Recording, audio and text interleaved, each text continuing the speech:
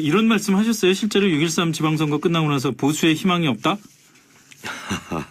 희망이 없는 정도가 아니고 이렇게 지리밀렬하고 이렇게 빈집털이를 당한 적이 있습니까? 한국 보수판이 선거에서 그냥 진 게 아니에요. 지난 대선 그리고 그 앞에 탄핵 과정 그리고 이번 지방선거는 거의 빈집털이를 당했다 네. 이렇게 얘기를 하는데 시작은 지난 총선부터라고 봐도 되겠죠. 그렇죠. 이 진박 타령을 하고 자중질환을 벌이면서 200석을 예상하던 당시 새누리당이 이 빈집털이 당했죠. 이 박근혜 또 국정농단 프레임으로 19대 대선 또 애초에 승부가 예정이 돼가 있지 않습니까? 예. 그 저는 빈집털이라고 봅니다. 네. 그리고 이 평화 프레임에다가 또 야당이 지리밀려를 하면서 전국에 문재인 바람이 불었단 말이에요. 네. 이번 지방선거도 이 국회의원 보궐선거에서 그 총 12석에서 한 석만 건지고 11석에서 패퇴를 했습니다. 그렇죠. 가령 이게 전국 총선 같았으면 자유한국당이 한 20, 30석 건졌다. 이런 비율을 얘기가 따지면 됩니다. 그렇게 되는 거죠. 그렇게 되는 거예요. 문자 그대로 빈집털이 당한 겁니다. 예. 이번에 총선이 아니었기에 천만 당이라고 생각해야 될 겁니다. 그런데 자유한국당이 빈집털이를 당하고 자유한국당이 몰락을 한 거지 우리나라의 보수가 몰락한 건 아니지 않습니까? 이 보수가 몰락했다 봐도 과언이 아닐 거예요. 왜 그런가 하면 자유한국당뿐이 아닙니다. 보수의 가치와 철학에 대해서 우리 범보수청이 얼마나 그 생각을 많이 했는지 이걸 반성을 좀 해야만 합니다. 단순한 반공몰이로 그 보수 의원 하는 분들이 있었고 뭐 나도 보수다 이런 사람들이 있었고 그 쉽게 말하면 그 박근혜 전 대통령을 우리는 뭐 보수의 그 하나 상징처럼 여기는 분들이 있단 말이에요. 우리 사회에 아직도 그런 분들이 많아요. 근데 박근혜 전 대통령이 대통령 후보 시절부터 급진 좌파적 정책을 내놓았단 말이에요. 뭐 생애주기별 복지하면서 무상복지를 확대를 했지 않습니까? 그랬죠. 가령 이 보수와 진보, 이 유럽에 있어서 보수와 진보의 가장 극명한 차이는 이 복지 정책에서 드러납니다. 그리고 탈규제와 민영화 정책에서 드러나거든요. 탈규제 민영화 주장하면 사실 보수주의라고 봐도 과언이 아니고 이 민영화에 반대를 하고 규제를 강화를 하고 큰 정부를 주장하는 쪽이 늘 진보주의 입장이란 말이에요. 그런 면에서 난 과연 박근혜 정부를 보수주의 정부라고 할 수 있는지 그 앞에 이명박 정부는 더합니다.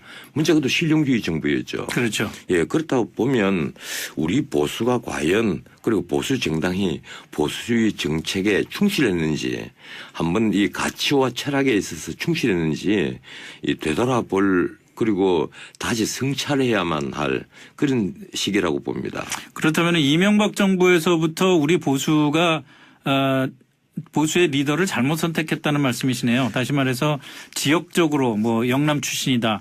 이런 또는 뭐 정당이 과거에 보수 정당 출신이다라는 이유로 대통령을 뽑았지만 정작 그 대통령은 보수의 가치와 보수가 지향하는 정책을 펴지는 않았다는 말씀이시잖아요. 그렇죠. 늘 이제 보수부터 이 포퓰리스트들이 그 정권의 핵심에 있었거든요.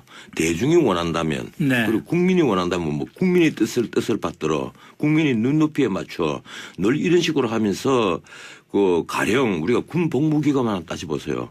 이 36개월에서 지금 얼마나 줄어있는지. 이제 거의 18개월 다 돼가고 있죠. 대통령 그 선거할 때마다 군 복무기간은 줄어듭니다. 그리고 대통령 선거할 때마다 복지는 계속 늘어났습니다. 노령수당부터 청년수당에 이르기까지. 그러면 그걸 대체할 정도로 우리 국가 안보가 아주 튼튼해지고 또 그렇게 그 복지를 늘릴 정도로 우리 국가 재정이 아주 튼튼하다 그러면 또 모르겠어요. 뭐 그렇다면 당연하겠죠. 뭐 정책적으로 또 복지도 늘려야 될 테니까. 그런데 그렇지 않단 말이에요. 국가 부채는 거의 매 정부마다 2배씩 늘어납니다. 지금 이미 그 700조를 넘어서 800조를 향해 가고 있잖아요. 중앙정부 부채만 그렇습니다.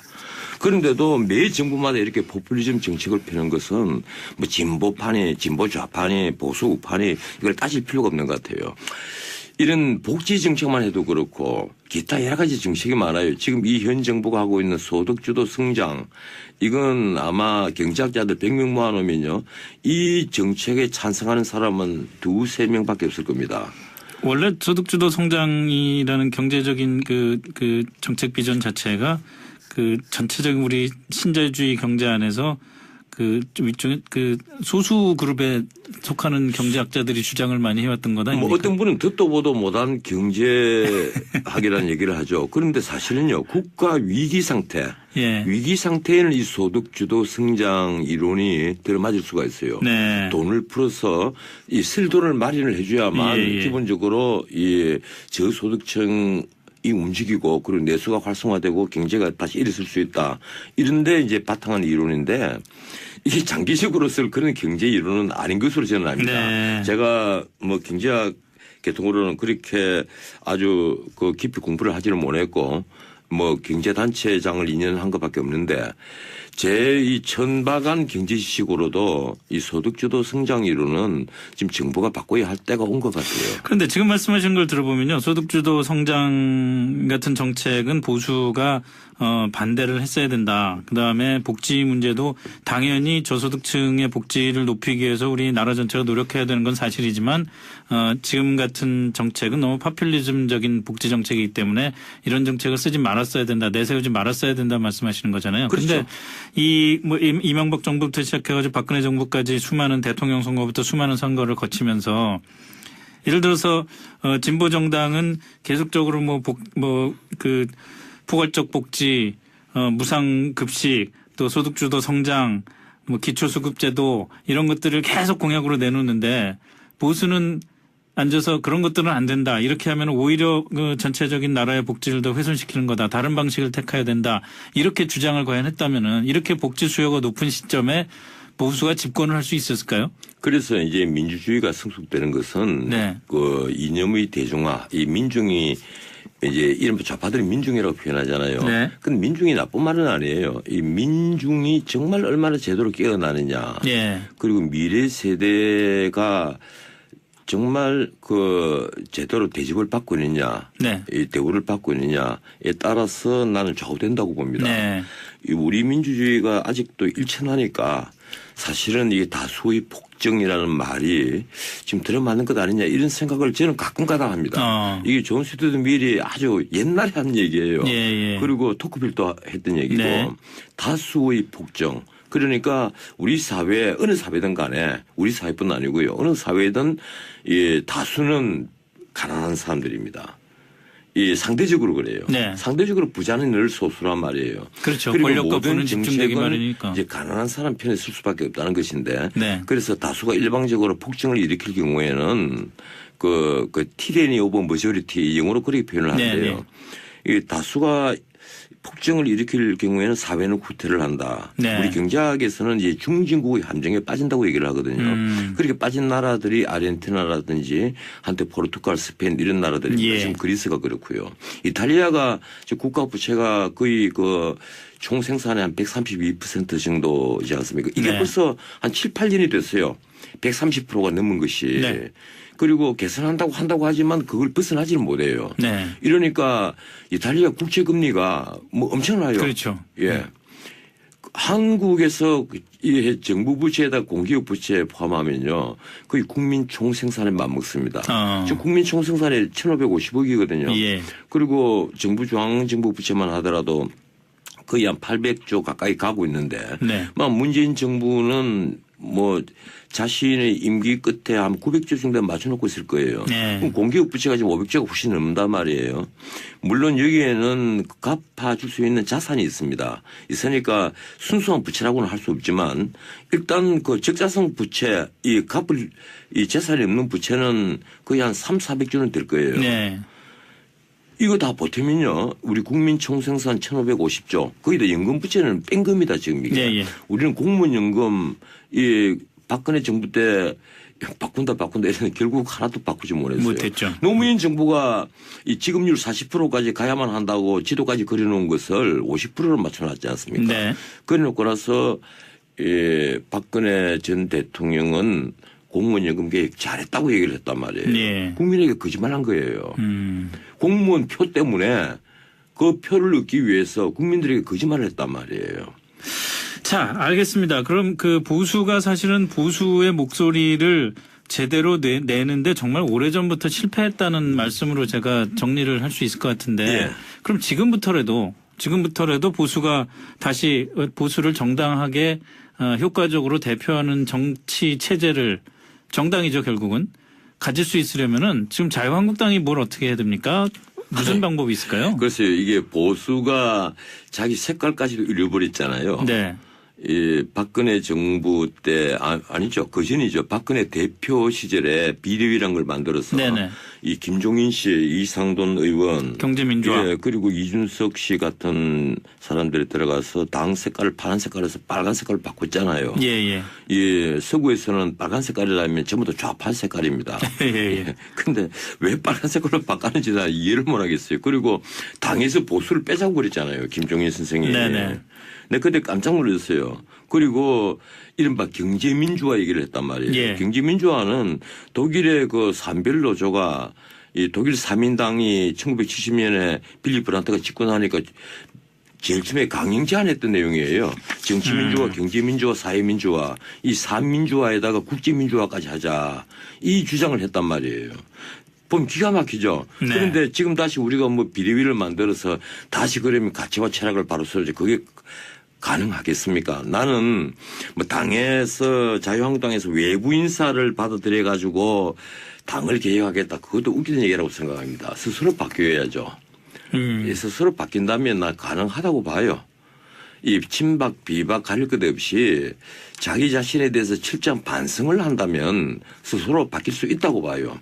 기껏 한다는 것이 단식 투쟁이나 하고 예. 뭐 가끔가다 머리 삭발하는 분들도 있습니다만 네. 단식하고 삭발한다고 해서 정책이 바뀌고 나라가 바뀌는 게 봤습니까? 예. 그거 없잖아요. 실제 바뀌어야 될 사람은 스스로가 바뀌어야 되는데 네. 스스로 바뀌면 국민들이 알아주죠. 아, 저 친구들이 저렇게 바뀌고 정말 황골탈퇴하구나. 뭐 뼈깡다 소리 안 해도 예. 정말 바뀌었구나. 그러면 이 사람 바꾸는 것보다도 효과가 있을 겁니다. 사람이 외부 사람이 들어가서 뭘 하겠어요 지금. 예. 그런데 내부는 지금 뭐 4분 오열에 정말 서로 헐뜯기만 하고 있는데 차라리 이 중에서 그 좀 세력이 있는 사람들이 뭉쳐서 새로운 세력으로 그 당내 권력을 장악하는 게 더 나은 거 아닌가요? 예, 저는 그 자유한국당 중진들 뭐 몇 분하고 자주 만나는데 예. 만날 때마다 저도 그런 얘기를 합니다. 왜 당신들은 그룹핑을 하지 않느냐. 함께 모여서 치열하게 매일 밤 뭐 아니면 일주일에 한두 번이라도 네. 정책을 놓고 토론을 해라. 네. 토론을 하고 방향을 잡아라. 그래야 스스로 공부가 되고 그렇죠. 또 싸우는 방법도 알게 되는데 우리 자유한국당의 중진들은 예, 정략적인 연구만 하는 것 같아요. 이 정략보다는 이 정책을 공부하고 대중을 위해서 정말 우리가 뭘 만들어낼까 네. 하는 것을 고민을 하면 대중들이 알게 됩니다. 네. 자연스럽게 알게 되죠. 그런데 이 지금 비박 친박 싸우는 것은 그렇지 않잖아요. 결국은 2년 뒤에 국회의원 선거할 때 우리 세력을 얼마나 더 늘릴 것이냐. 그렇죠. 예. 공천권을 어떻게 할 것이냐. 나는 우선 어떻게 될 것이냐. 예. 이 생각만 한단 말이에요. 네. 이번에 제일 코미디 같은 게 진박 출신인 그러니까 진박 감배를 받아서 예, 국회의원이 된 분. 대학 교수하다가 장관도 하고 진박 감배를 받아서 국회의원 되신 분이 중진들 다 물려나라고 네, 초선 의원 성명에 그 내용을 자신이 나는 순수한 헌법학자라고 생각할지는 모르겠는데 그렇다 손 치더라도 자중해야죠. 예. 대중이 본인을 어떻게 생각하는지를 전혀 몰랐다는 얘기예요. 자, 뭐 벌써 시간이 많이 흘러서 좀 더 기술적인 질문 마지막으로 하나만 드리겠습니다. 어쨌든 그 자유한국당이나 또는 보수정당이 살아나야 하는데 살아나기 위해서 그렇다면은 지금 내부에서 어떻게든 개혁을 하고 내부에서 리더십이 나와야 된다고 말씀하신 거잖아요. 그렇죠. 내부에서도 해야 되고 네. 이 저희들 같이 바깥에 현실 정치를 하지 않은 사람들이 예. 나는 범시민 운동을 할 때가 왔다는 생각을 합니다. 이 바깥에 범보수층도 4분 5일대가 있거든요. 그렇죠. 예. 사실 보수스럽지 않은 분이 보수라고 외치고 다니는 분들도 많이 있고 정말 또 보수인 분이 입국 다물고 네. 예, 밖에 나타나지 않은 분도 있고 네. 이런 분들이 한 분 한 분 다 모여서 함께 고민을 하고 뭐 때문에 고민하겠어요. 개인의 입신영달은 아닙니다. 이제 우리가 입신영달을 추구할 정도의 나이는 아니잖아요. 예.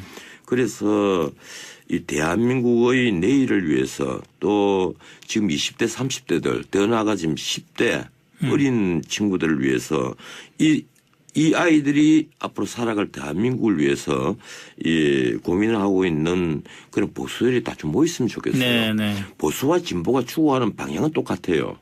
결국은 더 많은 자유, 더 많은 평등, 더 네. 많은 안전 아니겠습니까? 네. 이 세 가지 추구하는 목표는 같단 말이에요. 방법론이 다른 건데 저는 역대 보수 정부도 잘못한 바가 많지만 지금 우리 진보 좌파도 정책적으로 개선해야 될 점은 한두 개가 아닙니다. 네. 뭐 어떻게 보면 전부 다 틀렸어요. 아니 뭐 그런 걸 지적하기 위해서라도 보수 예. 쪽 날개가 제대로 복원이 돼야 된다는 생각도 들고요. 예, 원래 그 좌파들이 그런 얘기를 많이 했거든요. 새는 양쪽 날개로 난다. 네, 뭐 그렇죠. 이런 얘기를 많이 했는데 제가 가만 보기에 요사이 그 우리 보수는 한쪽 날개가 애초에 되지도 못했고 아부와 그리고 굴종 예. 이런데 능숙한 사람들 한쪽 날개는 아니잖아요. 그렇죠. 예, 지난 그 MB 정권, 박근혜 정권 때 저는 참 MB 박근혜를 뭐 바깥에 자유스러운 사람이니까 네. 마구마구 비판도 하고 막 씹어대는데 지나고 나서 보니까 나도 좀 너무 잘못했다는 생각을 해요. 이 바깥에서 비판만 했지 막상 대안을 제시를 한 게 얼마나 있었느냐 생각을 하면 저도 반성을 합니다. 알겠습니다. 오늘 여기까지 듣죠. 그 전원책 변호사님의 보수에 대한 쓴소리 또 보수분들이 잘 좀 새겨 들었으면 좋겠다는 생각이 듭니다. 좀 일종의 소수 그룹에 속하는 경제학자들이 주장을 많이 해왔던 거다. 뭐 어떤 분은 듣도 보도 못한 경제학이라는 얘기를 하죠. 그런데 사실은요, 국가 위기 상태, 예. 위기 상태에는 이 소득 주도 성장 이론이 들어맞을 수가 있어요. 네. 돈을 풀어서 이 쓸 돈을 마련을 해줘야만 예, 예. 기본적으로 이 저소득층 이 움직이고 그리고 내수가 활성화되고 경제가 다시 일어설 수 있다.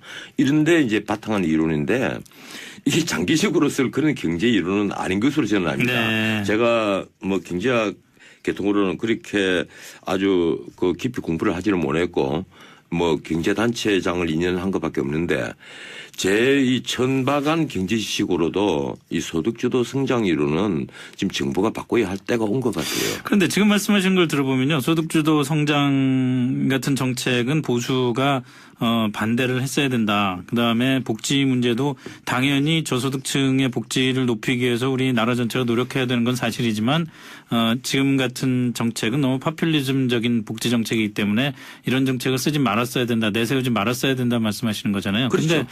이명박 정부부터 시작해가지고 박근혜 정부까지 수많은 대통령 선거부터 수많은 선거를 거치면서 예를 들어서 진보 정당은 계속적으로 포괄적 복지, 무상 급식, 또 소득주도 성장, 기초수급제도 이런 것들을 계속 공약으로 내놓는데 보수는 앉아서 그런 것들은 안 된다. 이렇게 하면 오히려 그 전체적인 나라에 이걸 반성 좀 해야만 합니다.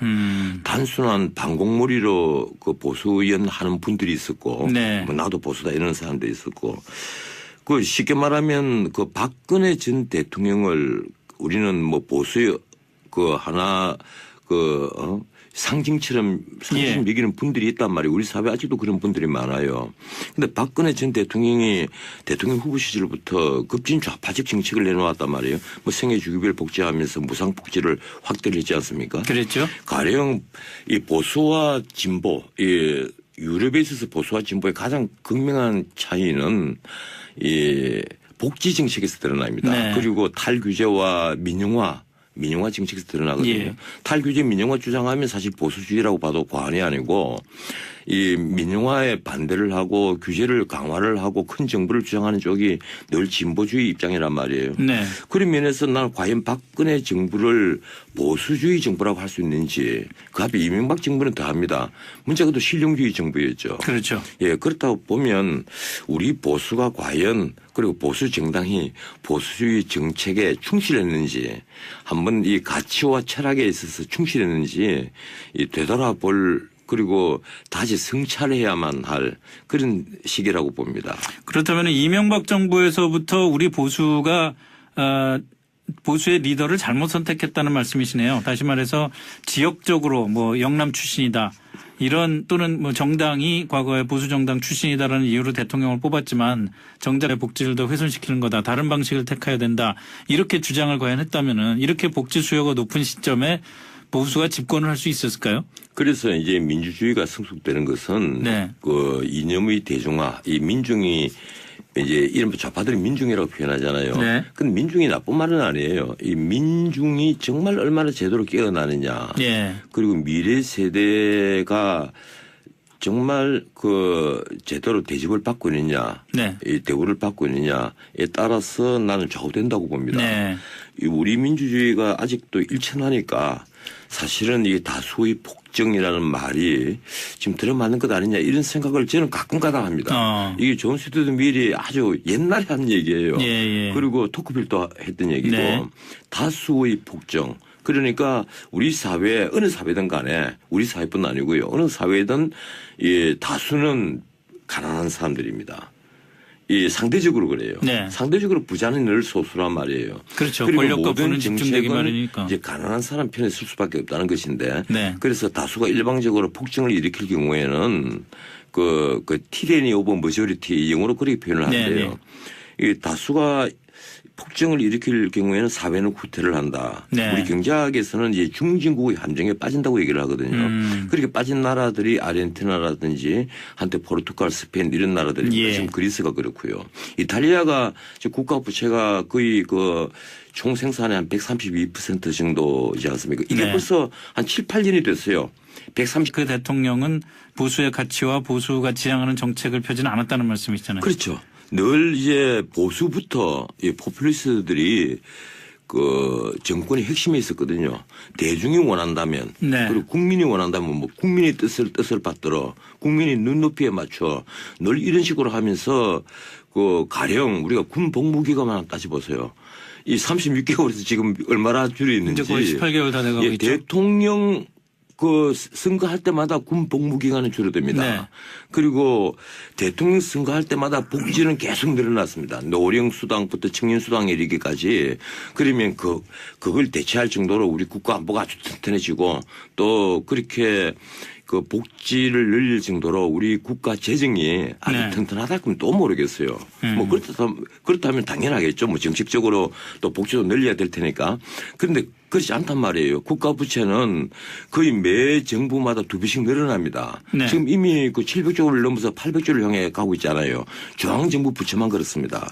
그런데도 매 정부마다 이렇게 포퓰리즘 정책을 펴는 것은 뭐 진보판이, 진보 좌판이, 보수 우판이 이걸 따질 필요가 없는 것 같아요.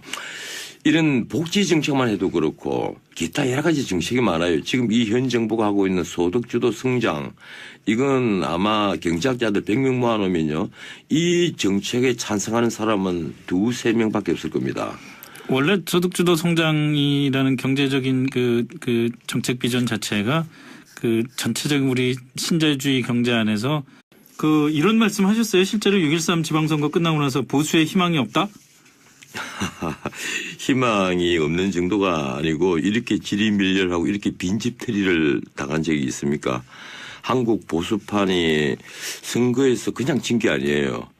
지난 대선 그리고 그 앞에 탄핵 과정 그리고 이번 지방선거는 거의 빈집털이를 당했다 네. 이렇게 얘기를 하는데 시작은 지난 총선부터라고 봐도 되겠죠. 그렇죠. 이 진박 타령을 하고 자중질환을 자멸한 벌이면서 거고. 200석을 예상하던 당시 네. 새누리당이 이 빈집털이 당했죠. 이 박근혜 또 국정농단 프레임으로 19대 대선 또 애초에 승부가 예정이 돼가 있지 않습니까? 예. 그 저는 빈집털이로 봅니다. 네. 그리고 이 평화 프레임에다가 또 야당이 지리밀려를 하면서 전국에 문재인 바람이 불었단 말이에요. 네. 이번 지방선거도 이 국회의원 보궐선거에서 그 총 12석에서 한 석만 건지고 11석에서 패퇴를 했습니다. 그렇죠. 가령 이게 전국 총선 같았으면 자유한국당이 한 20~30석 건졌다. 이런 뭐 비율을 얘기가 됩니다. 따지면 이 그렇게 비율을 되는 따지면 거죠. 그렇게 되는 거예요. 문자 그대로 빈집털이 당한 겁니다. 예. 이번에 총선이 아니었기에 천만다행이라고 생각해야 될 겁니다. 그런데 자유한국당이 빈집털이를 당하고 자유한국당이 몰락을 한 거지 우리나라의 보수가 몰락한 건 아니지 않습니까? 이 보수가 몰락했다 봐도 과언이 아닐 거예요. 왜 그런가 하면 자유한국당뿐이 아닙니다. 보수의 가치와 철학에 대해서 우리 범보수청이 얼마나 그 생각을 많이 했는지